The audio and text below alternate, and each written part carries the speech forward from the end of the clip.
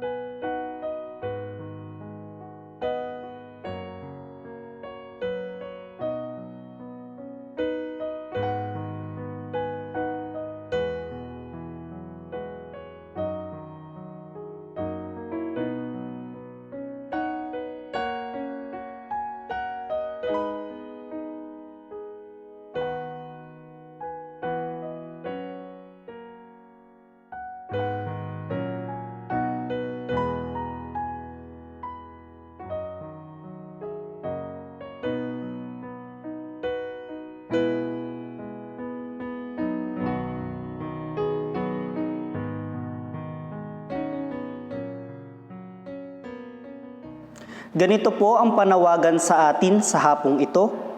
Si Yahweh ay papurihan, o aking kaluluwa, at lahat ng nasa aki magsipagpuri sa Kanya.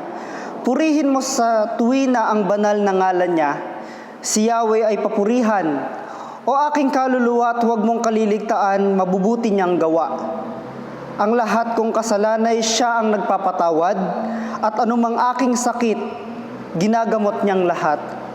Sa bingit ng kamatayan, ako ay inililigtas, at pinagpapala ako sa pag-ibig niya't habag. Sa sarili ang dulot niya'y kasiyahan habang buhay.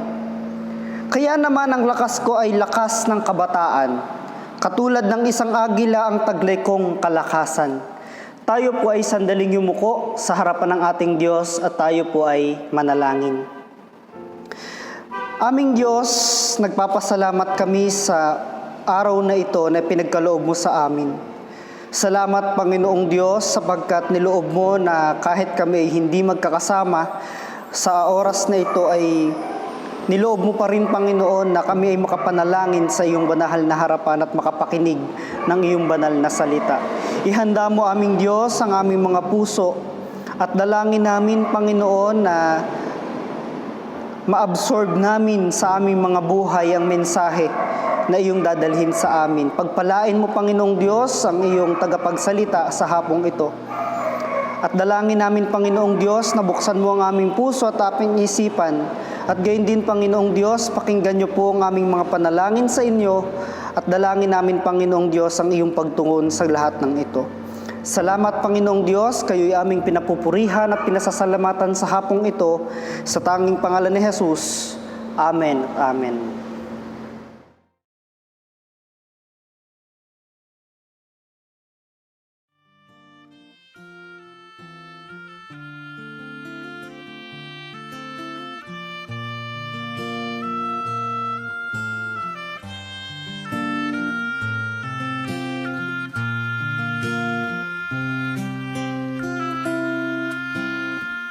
That I am and all that I have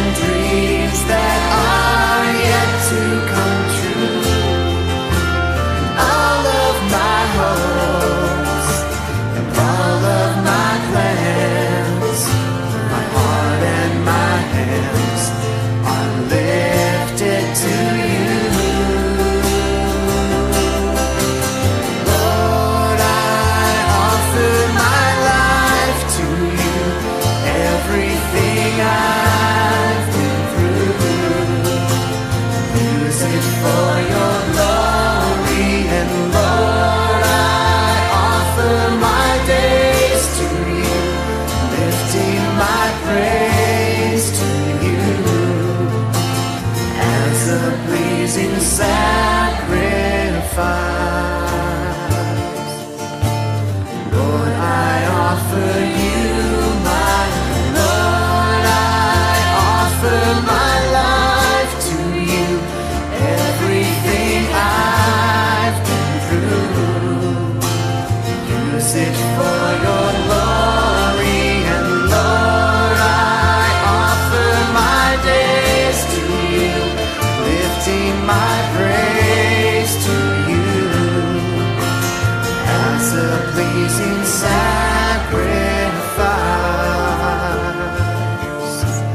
Lord, I offer you my life. Lord, I offer you my life.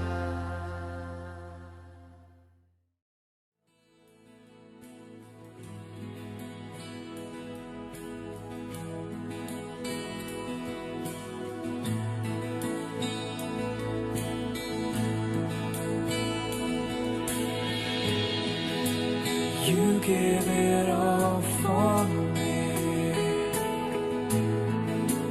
My soul desire, my everything. All I am is devoted to you.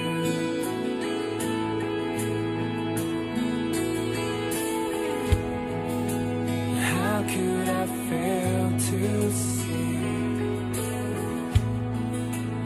You are the love that rescued me. All I am is devoted to you. And oh, how could I not be moved, Lord, here with you? So have your way in me.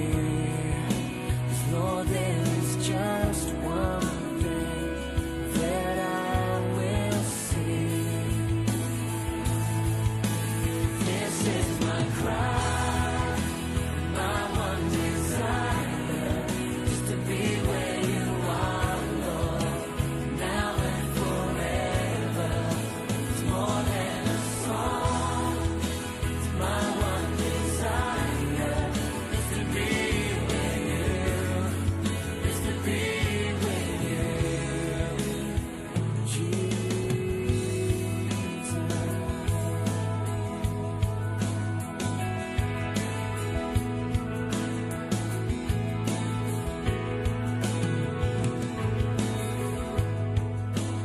How could I fail to see? You are the love that rescued me.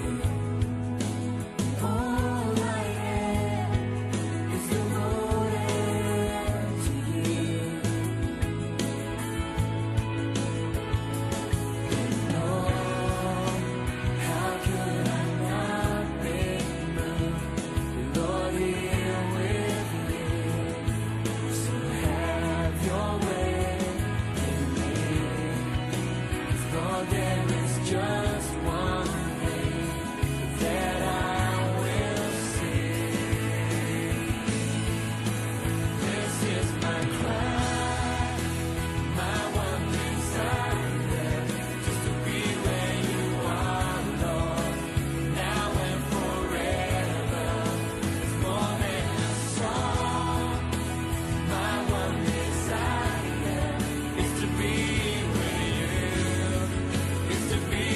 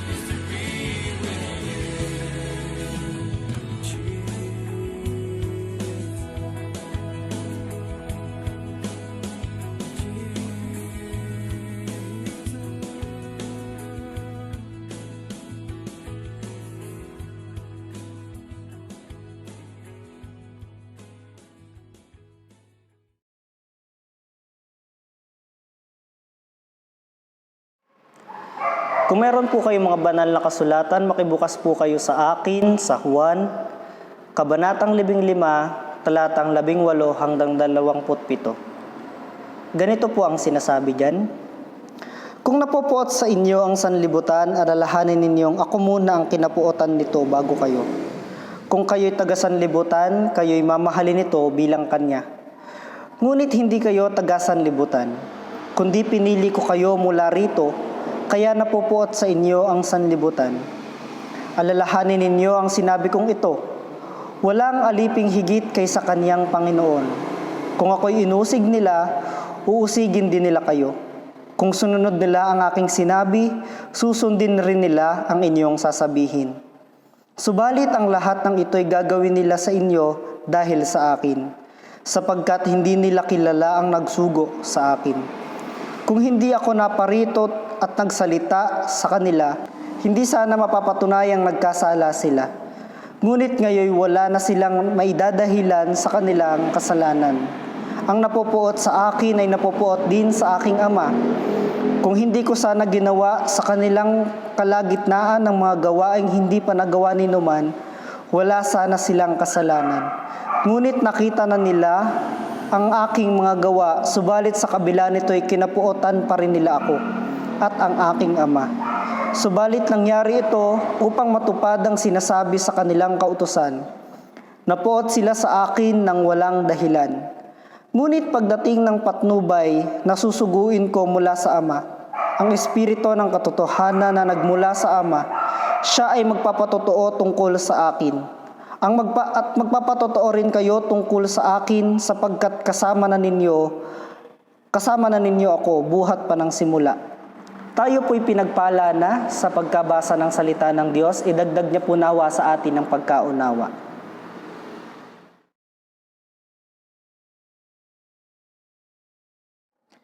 Tayo po yumuko at sumandali sa panalangin.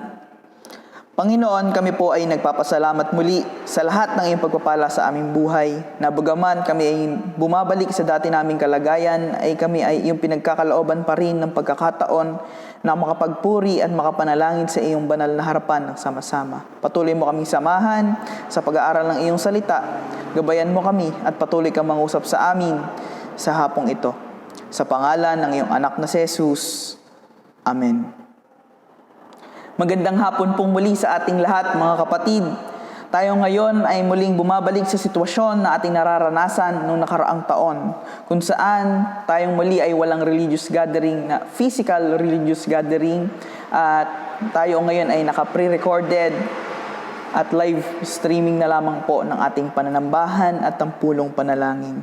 Dahil po sa mga balita at datos na nakakalap, ang bilang ng mga nagkakaroon ng kumakalat na virus ay dumadami na pong muli. At maging dito sa ating bayan ng Alfonso ay mapapansin natin na dumadami na rin ang nagkakaroon nito. Ito po ay isang nakakalungkot na karanasan dahil sa mga kasalukuyang panahon na ito ay para tayong nakakaramdam na unti-unti na tayong bumabalik sa normal, na kung nung panahon na parang walang COVID, na ngayon ay meron na tayong lakas ng loob lumabas. Marami na sa atin ang nakakagala, nakakapunta na ng malls, at sa ibang lugar para mag-unwind, maglibang kasama ang ating mga family. Meron po tayong makikita rin sa Facebook na marami na ang pumupunta sa mga beach. At dito naman po sa ating iglesia ay mapapansin natin ang unti-unting pagdami ng mga nananambahan. Sapagkat sila ay nagkakaroon na ng kapanatagan ng kalooban lumabas sa kanilang mga tahanan at lakas ng loob na makibahagi na sa ating mga regular na gawain. Makita rin natin ang mga taong takot na takot makihalubilo sa kanilang kapwa. Ngayon ay may lakas na rin ng loob, no? May kapanatagan na ng kalooban, makihalubilo, nakikipagkamayan na sila, at nakikipagkwentuhan na ng komportable nang hindi ganoong kalayo ang distansya sa isa't isa. At gayon din naman, tayo ay nagkakaroon na ng mga schedule ng gawain. Bagaman ito ay na under ng protocols, ng directives ng ating gobyerno, ay natututo na tayong sumabay doon sa mga bagay na iyon at komportable na tayo nakakagampan sa ating mga gawain.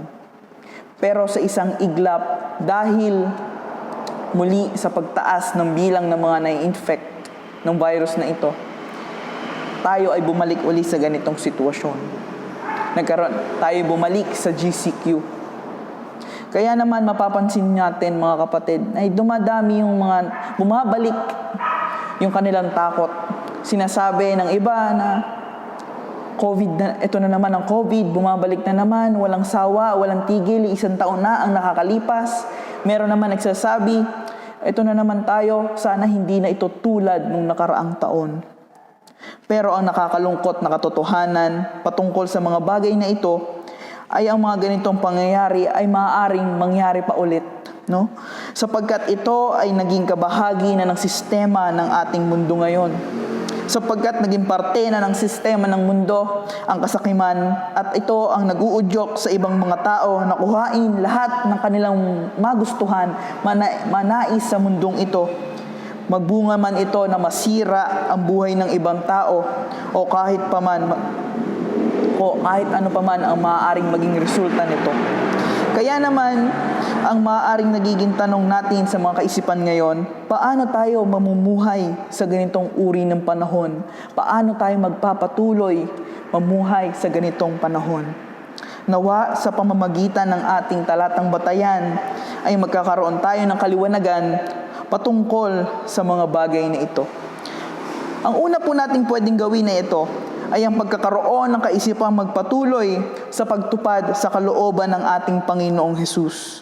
Mapapansin po natin sa verses 18 pababa ang mga babala at paalala ng Panginoong Hesus sa kanilang dadanasin bilang kanyang mga tagasunod ng mga panahong iyon. Dito ay mababasa natin na sinasabi niyang sila ay kapupuotan ng sanlibutan. Kung paanong siya ay kinapuotan ng sanlibutan, ay gayon din naman ang mararanasan ng kanyang mga tagasunod ng panahong iyon. Kaya sa pamamagitan nito ay mapapansin natin na maging ang unang mga Kristiyano ay nagkakaroon din ng mga kinakaharap na problema at pagsubok.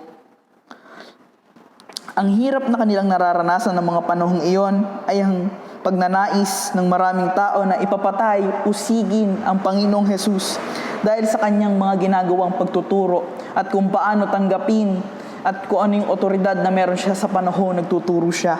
At ito ay kinaiinggitan ng mga makapangyarihang mamamayan ng panahon nila. Kaya mapapansin natin mga kapatid na napakarami ng mga taong umuusig sa Kanya at sumusubok sa Kanya sa ginagawa ng Panginoong Hesus sapagkat nais nilang sirain ang kredibilidad at ang image ng Panginoong Hesus sa kanyang mga mananampalataya at maging sa ibang mga tao. Dito natin mapapansin mga kapatid, noong unang panahon pa lamang ay makikita na natin na napakarami na ng mga taong nagnanais na sirain ang pananampalataya nila sa Panginoong Hesus sa pamamagitan ng mga hindi nakakaya-ayang paraan. Pero bagamat ganito ang nangyayari mga kapatid, ay makikita natin na hindi napigilan nito ang Panginoong Hesus. Nagpatuloy siya sa kanyang misyon kahit pa maraming tao ang naisumubok sa kanya, ang umusig sa kanya, sapagkat sinasabi niya ito upang matupad ang sinasabi sa kanila ng kautusan. Ang pagsubok, mga kapatid, noong unang panahon ay maaring meron din tayong pagkakatulad sa panahong ito. Meron din tayong pagsubok sa ating mga panahong ito na kung saan yung ating pananampalataya ay parang unti-unting binubura sa atin. Kung ang ating babasahin, mga kapatid, yung mga naunang verses ng John 15, ay pinapaalalahanan tayo ng Panginoong Hesus na dapat tayong matutong manatili sa Kanya upang bilang mananampalataya ay mamunga tayo. At sa mga dulong talata naman, ay pinapaalalahanan tayo na dapat nating matutunang mahalin, magmahalan bilang mananampalataya, mahalin ang ating mga kapwa, kung paanong tayo ay minamahal ng ating Panginoong Hesus. Ang ating pananatiling malapit sa ating Panginoon at ang pagkakaroon ng maayos at magandang relasyon sa ating mga kapwa ay ang ating pundasyon bilang isang mananampalataya. At mapapansin natin sa panahong ito, mga kapatid, na ito ang unti-unting binubura sa atin, kung saan bawal tayo magkaroon ng religious gatherings, kung saan dito sa ating pagkakaroon ng religious gatherings ay nagkakaroon tayo ng pagkakataon na mag-aral, magbulay ng salita ng Diyos ng sama-sama. At dito rin naman ay nababawasan yung ating pakipagkapwa-tao, kung saan nabubuo ang fellowship at ang mabuting relasyon. Kung saan ang mundong ito ay tinuturuan muli tayo na mamuhay para sa ating mga sarili at matutong wag nang dumepende sa ating Diyos. Pero sa panahong ito, mga kapatid, sa kalagitnaan ng mga panahong ito, ay tingnan natin yung ginawa ng Panginoong Hesus, kung saan sinikap niya gawin lahat ng bagay na kanyang ginagawa. Nagturo pa rin siya, nagpagaling pa rin siya, sapagkat nakikita niya iyon na paraan ng pagtupad ng sinasabi sa kanila ng kautusan. Gayun din naman sa atin, sa kalagitnaan ng lahat ng hirap na nangyayari at mangyayari pa lamang sa ating mga buhay, ay makita natin ang ating mga sarili na nagsusikap mabuhay sa pamamagitan ng pagtuon ng ating atensyon sa layuning ipinagkaloob sa atin ng Panginoong Hesus. Patuloy nating mas higit na tignan ang nais ipagawa sa atin ng Panginoon sa panahong ito kaysa sa mga bagay na nagbibigay lamang sa atin ng labis na takot at pangamba. Mas tignan natin ang kayang pangyarihin ng Diyos sa pamamagitan ng kanyang mga lingkod, sa pamamagitan ng ating mga buhay. Mas tignan natin ano ang nais at kayang pangyarihin ng Diyos sa pamamagitan ng kanyang mga lingkod, sa pamamagitan natin. Sa ating pagpapatuloy na maglingkod sa Kanya ay hindi niya tayo iiwan. Tulad ng Kanyang sabi sa talatang 26 hanggang 27 ay binibigyan tayo ng kasiguraduhan ng Panginoong Hesus na tayo ay may kaagapay sa pagtugon natin sa layuning ipinagkakaloob niya sa atin. Ito ang isa sa mahalagang maalala natin na sa pamamagitan ng mga talatang ito. Sa ating pagkakaroon ng paninindigan, magpatuloy sa pagtugon sa layunin na kanyang ipinagkakaloob sa atin, ay sasamahan tayo ng patnubay na mula sa Ama. Sa ating pagnanais na magpatuloy, ang patnubay ay patuloy ding mangungusap sa atin.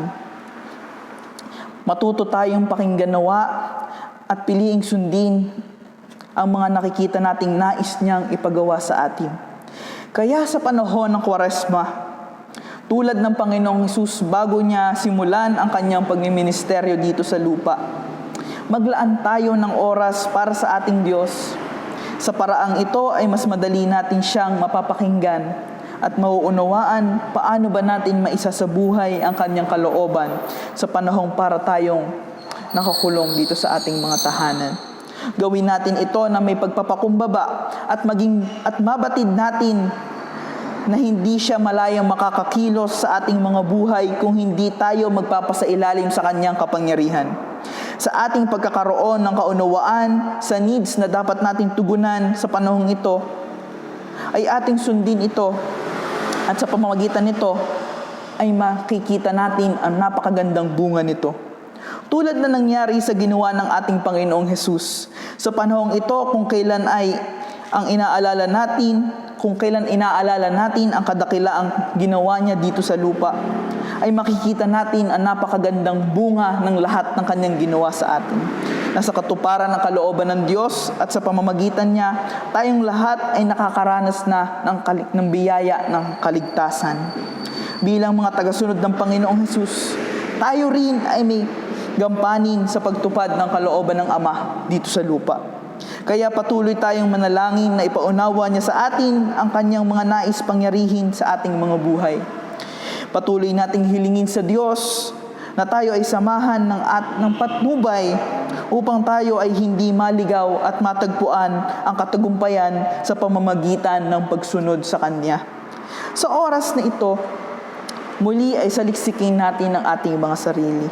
Ano ang mga bagay na humahadlang upang tayo ay hindi lubusang makapagtuon ng atensyon sa layuning pinagkakaloob sa atin ng Diyos? Tayo ba ngayon ay masyado nang nababalot ng pangamba at ng takot dulot ng ating sitwasyon ngayon? At kapag naunawaan na natin kung ano ang mga bagay na ito, muli tayong dumulog sa ating Panginoon. At hayaan nating samahan tayo ng patnubay patungo sa tamang pagkakaunawa. Paano ba natin malalagpasan ang hindi kaaya-aya nating nararamdaman? Muli, sa kabila ng lahat ng hindi magagandang nangyayari sa ating paligid, ang Diyos ay nanatatiling makapangyarihan at ang siyang may kontrol sa lahat ng bagay. Kaya bilang tagasunod ng Panginoong Hesus, ay patuloy tayong kumapit sa Kanyang kapangyarihan. Patuloy tayong manampalataya sa Kanya sa mga oras na ito. Tayong muli ay mamatay sa ating mga sarili at hayaang mamuhay sa atin ang Espiritu ng Panginoong Hesus na may kahandaang sumunod sa kalooban ng Diyos sa kabila ng maraming pagsubok at pangamba. Sa ganitong kaparaanan, tulad ng Panginoong Hesus, ay magiging kagamit-gamit tayo sa pagtupad ng Diyos sa Kanyang kalooban at mararanasan natin ang pangako magbibigay sa atin ng walang hanggang kasiyahan at kapayapaan. Sa ngalan ng Ama, ng Anak, at ng Espiritu Santo. Amen.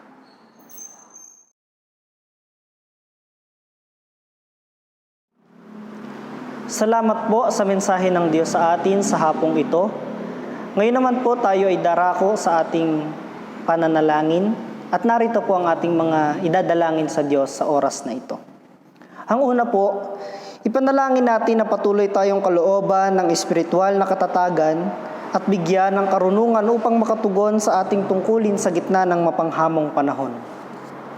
Ang ikalawa po, kagalingan ng mga kapatid na mayroong sakit sa mga panahong ito tulad nina Brother Alex, Sister Ditas, Brother Efren, Sister Elfie, Brother Nelson, Sister Marley, Brother Jerry, Sister Marieta, Brother Rick Makunat, Sister Elsa Matreo, Brother Ernesto Mangkaw, Sister Lucila Varias, Brother Oreo Kazin, Sister Luz Hernan, Sister Karen Varias, at si Sister Emmy Antonio, gayon din si Sister Edith Kabalitasan. Ikatlo po, pag-iingat at pagpapala para sa ating mga kapatid na nasa ibang bansa. Ang ikaapat naman po, idalangin natin ang mga gawain ng ating iglesia at kalooban ng karunungan ng mga lider para sa ating malinaw na direksyon. Ang ikalima po, ipanalangin mabuksan muli ang puso ng bawat isa sa pagmimisyon, gayon din ay ihanda ng Panginoon ang komunidad na pagmimisyonan at ang kanyang mga lingkod na gagamitin sa nasabing gawain. Ang ika-anim po, ang BLDA at iba pang mga paaralan na pagpalain ng Diyos ng karunungan upang makasabay sa makabagong paraan ng pagtuturo sa mga estudyante. Gayon din naman ay magkaroon ng sapat na kahandaan para sa susunod na school year. Ang ikapito po, ang BLDA ay magkaroon ng maayos na pagtatapos ng school year at makapagpasa ng lahat ng hinihinging requirements ng DepEd. At ang ikawalo po, ipanalangin natin ang mga kabataan na maihanda ang kanilang pananampalataya sa pamamagitan ng paglilingkod at pagmamalasakit sa iglesia. Tayo po ay manalangin. Hallelujah! Purihin ka, O Diyos. Sambahin ka sa Espiritu at katotohanan. Aming Ama sa langit, Diyos na makapangyarihan sa lahat. Diyos na may kontrol ng lahat ng bagay at mga pangyayari sa aming paligid. Narito po kami bilang isang iglesia, sama-samang lumalapit sa iyong mahabaging trono at nagsusumamo ng iyong pakikinig sa amin pong mga panalangin.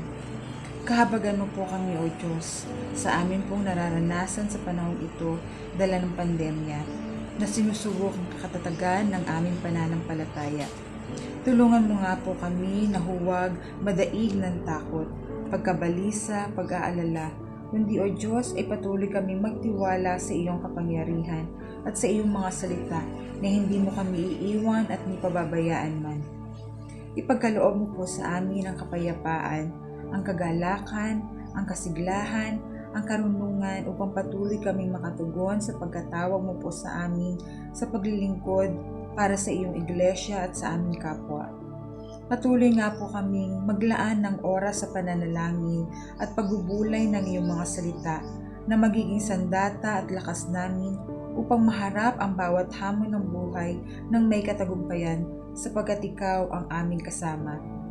Samahan po kami ng iyong banal na Espiritu sa bawat sandali ng aming mga buhay at magabayan po kami sa aming mga gagawin at mga pagdedesisyon. Idinadalangin din po namin ang aming mga kapatiran na patuloy na nangangailangan ng patuloy na kagalingan at kalakasan. Hayaan mo pong banggitin ko po ang kanilang mga pangalan. Sila po ay sila Brother Alex, Sister Ditas, Brother Efren, Sister LP, Brother Nelson, Sister Marley, Brother Jerry, Sister Marieta, Brother Ernesto Mancao, Sister Emmy Antonio, Sister Edith Cabalitasan, Sister Lucila Varias, Brother Rick Macunat, Sister Luz Hernan, Sister Karen Varias, Sister Olive Cruto, Sister Elsa Matreo, maging ang aming Mayor Randy Salamat na nagpositibo sa COVID-19 at lahat po ng na-infect ng virus dito sa amin pong bayan ng Alfonso. Kayo po, Panginoon, ang nakababatid sa kanilang pisikal na aspeto. Itunghay niyo po ang inyong ulo sa kanila at ipatong po nawa ninyo ang inyong mapagpala at mapaghimalang mga kamay sa kanilang katawang lupa. Mula ulo hanggang talampakan at maranasan nila ang kagalingan at panunumbalik ng lakas ng kanilang katawan. Kayo rin po, O Diyos, ang magkaloob ng pangangailangan nila sa medikasyon at pinansyal na aspeto. Idinadalangin din po namin ang aming mga kapatiran na nasa ibang bansa. Kilala mo po sila, O Diyos. Batid mo po ang kanilang kalalagayan na malayo sa kanilang mga mahal sa buhay upang maghanap buhay. Kayo po ang mag-ingat sa kanila. Ilayo mo po sila sa anumang kapahamakan. Ipagkaloob mo po ang maayos na kalusugan at maprotektahan sila sa lumalaganap na virus. Maging kalakasan at kaaliwan nila ang iyo pong mga salita upang sa ganon kahit sila ay malayo sa kanilang mga mahal sa buhay, ang iyong mga salita ang maging gabay nila at kapanatagan sa buhay. Salamat po, dakilang Diyos, sapagkat malaya kaming nakalalapit sa iyo. Salamat po, Panginoon, sapagkat meron kaming Diyos na maaasahan namin ng tulong at pag-iingat anuman po ang sitwasyon ng aming mga buhay. Purihin ka, O Diyos, luwalhatiin ang iyong kataas-taasang pangalan. Ito pong lahat ay aming idinadalangin ng may pasasalamat sa natatanging pangalan lamang ng aming pong Panginoong Jesus. Amen and Amen. Patuloy po tayong manalangin. Aming Ama na ulo ng Iglesia, kami po ay lumalapit upang magpasalamat sa gawaing patuloy na nagpapatatag ng aming pananampalataya at nagiging daan ng paglilingkod ng inyong mga anak, lalo na po sa panahong ito. Salamat po sa mga kaparaan ng niloloob ninyo upang makapagpatuloy. Hiling po namin ang inyo pong patuloy na pangunguna at inspirasyon ng banal na Espiritu, ganon din po ng karunungan upang ang paglilingkod sa pamamagitan ng mga gawain ito ay maipahayag ng may kapangyarihan at ang pagbabahagi ng inyong salita upang maging gabay ng inyong mga anak sa dakong ito at makapamuhay ng naaayon sa inyong kalooban. Pagpalain niyo po ang Sunday worship service, ang prayer meeting, at iba pang mga ministeryo ay gawin niyo pong mabiyaya, Panginoon. Kasama po ang Holy Week na sa ngayon po ay online. Ganon din po ang mga nangunguna dito, maging ang leaders ng iglesia. Ang mga pastor sa pagtuturo at pangangalaga sa amin, ang council at iba pa pong mga boards and organizations, napuspusin niyo po ng karunungan, maayos na kalusugan, provision, inspirasyon, upang ang direksyon at kalooban nyo sa UECC ay malakaran. Salamat po sa pribilehyo at biyaya na kami ay makalapit sa inyo sa pananalangin. Ganon din po ang pagmimisyon, ang pagkilos nyo po sa mga anak nyo na isusugo nyo sa lugar ng kaisuyo. Ang pagsama nyo po ang aking dalangin. Ingatan nyo po ang kanilang mga buhay sa anumang gawa ng kaaway, sa kapahamakan, karamdaman at pupusin nyo nawa sila ng inyong pag-ibig at kagalakan sa bawat araw hanggang makita nila at ng iglesia ang inyong pagpapala at bunga ng pagmimisyon. Maging ang lugar po na pagmimisyonan ay inyong pagpalain at maranasan po ang inyong mga gawa sa pamayanan ng kaisuyo. Ang lahat po ng ito ay aming dalangin ng may pasasalamat sa tanging pangalan ni Jesus. Amen. Tayo po ay manalangin. Ama naming Diyos na makapangyarihan sa lahat, pinagpapasalamat po namin, O Diyos, ang oras na ito kung saan kami ay nakakadulog sa iyo. Dinadalangin namin, O Diyos, ang Biblika Dadel at ang iba pang paaralan sa aming bansa na patuloy na pagpalain ng karunungan ang mga guro upang makasabay sa makabagong paraan ng pagtuturo sa mga estudyante. Panginoon, hihanda mo rin, O Diyos, ang mga paaralan para sa susunod na school year. Maging maayos ang lahat at nawa ay maging mabuti ang sitwasyon sa aming bansa upang makabalik na ang mga estudyante sa face-to-face na pag-aaral. Gayon din, O Diyos, dinadalangin namin ang Biblika Ladel ay magkaroon ng maayos na pagtatapos ng school year at makapagpasa ng lahat ng hinihinging requirements ng DepEd. Tulungan mo ang mga guro at mga staff at na magkompleto nila ang lahat ng ito. Dalangin po namin ang kanilang pagtutulungan upang ma-provide ang lahat ng requirements at upang walang maging problema sa kanilang pagtatapos ngayong taon na ito. Maraming salamat po, O Diyos. Pagpalain niyo po, Panginoon, ang Biblika Ladel Academy at ganoon din po ang mga ibang paaralan, Panginoon. Gayon din, dinadalangin namin, O Diyos, ang mga kabataan na patuloy na ihanda mo ang kanilang pananampalataya. Patuloy mong palaguin ang kanilang spiritual, Panginoon, na buhay. Ang mga salita mo, O Diyos, ay patuloy nilang maunawaan at patuloy nilang maisabuhay, Panginoon. Paghariin mo nga po, O Diyos, ang iyong pag-ibig sa kanilang mga buhay. At dalangin po namin, Panginoon, ang maging bunga nito, O Diyos, ay ang kanilang pagmamalasakit sa iglesia at ang paglilingkod sa inyo, O Diyos. Patuloy mo po gamitin ang mga kabataang ito na ang kanilang lakas, Panginoon, ay magamit nila, Panginoon, sa pagbibigay ng kalwalhatian sa iyo. Maraming salamat at lahat ng ito ay tinataas po namin, Ama, sa pangalan ng aming Panginoon Jesus. Amen.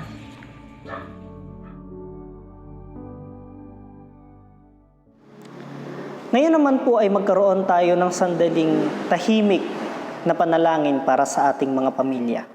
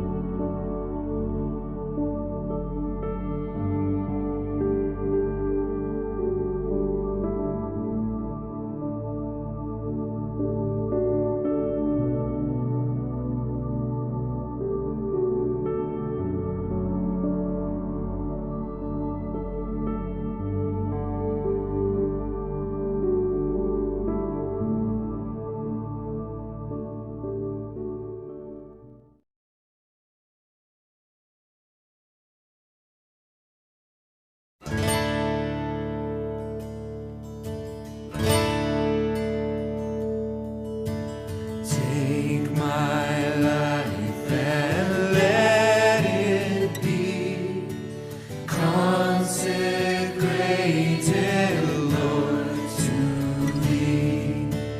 Take my hands and let them move at the impulse of thy love, at the impulse of thy love.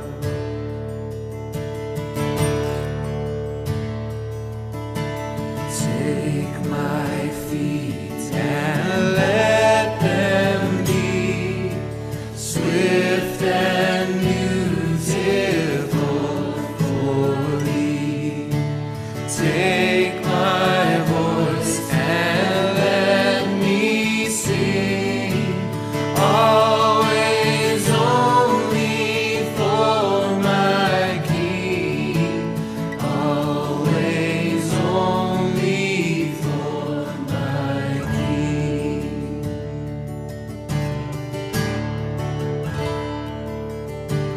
Take my lips and let them be filled with messages for thee.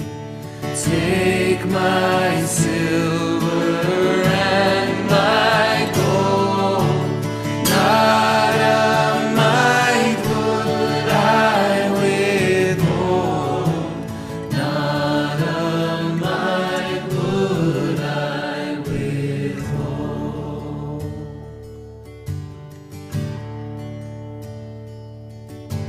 Take my love, my God, I pour at thy feet its treasure store.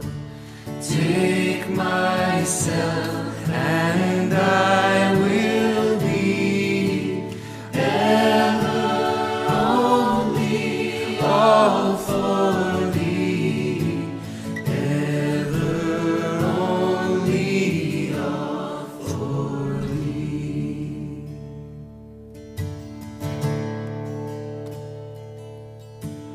Take my life and let it be consecrated, Lord, to thee.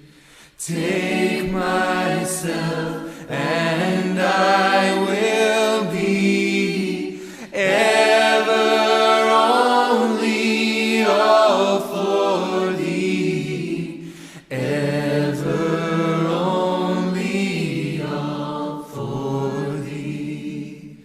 Take myself and I will be ever only all for thee, ever only all for thee.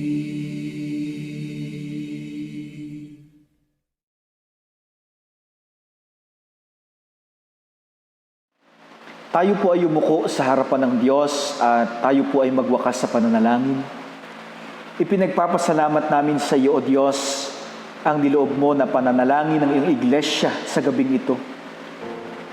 Batid namin, O Diyos, na kami ay nabubuhay sa napaka-uncertain na panahon at paligid na mayroon po kami.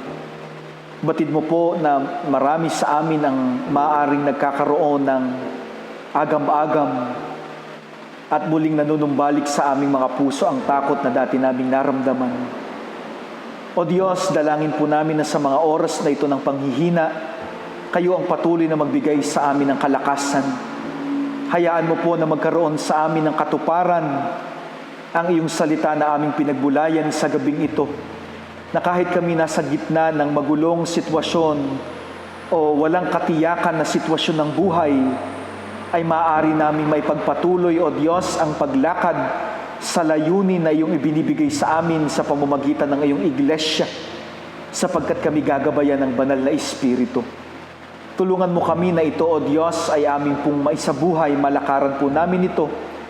Sa tuwing papasok ang duda at takot sa aming mga puso, ipaalala mo sa amin ang mga salita mong ito, Sa gayon ito ang magsilbi namin kalakasan, O Diyos, sa mga oras pong ito. Ingatan mo po ang bawat isa sa amin. Ipagsanggalang mo po kami sa lahat ng kasamaan at maging sa maraming karamdaman na naglipana sa aming paligid.